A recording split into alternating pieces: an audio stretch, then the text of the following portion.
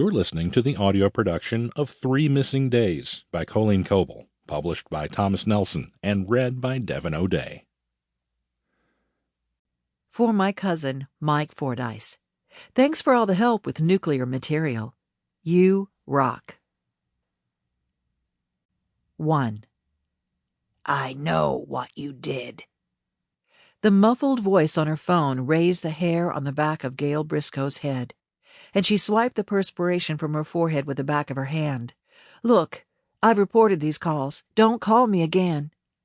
She ended the call with a hard finger punch on the screen and stepped onto her front porch.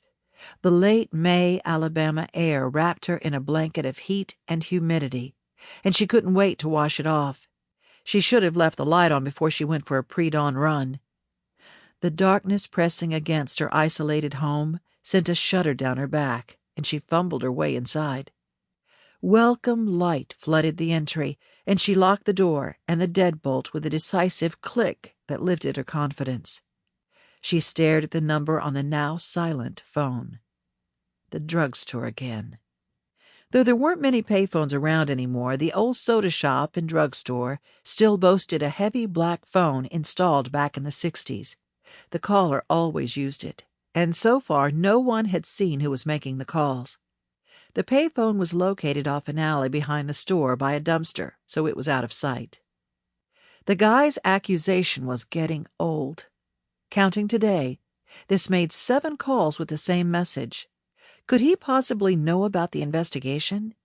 She rejected the thought before it had a chance to grow. It wasn't public knowledge, and it would be over soon. She clenched her hands and chewed on her bottom lip. She had to be vindicated. But who could it be? And what did he want? Leaving a trail of sweaty yoga shorts and a tee behind her, she marched to the bathroom and turned the spray to lukewarm before she stepped into the shower. The temperature shocked her overheated skin in a pleasant way, and within moments she was cooled down.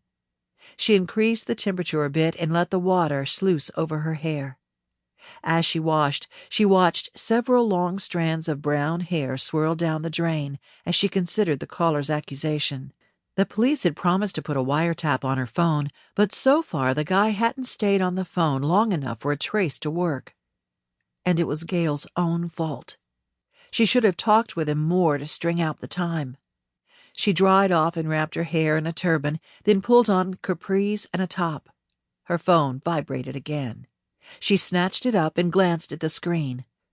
Augusta Richards. I got another call, Detective. Sample complete. Ready to continue?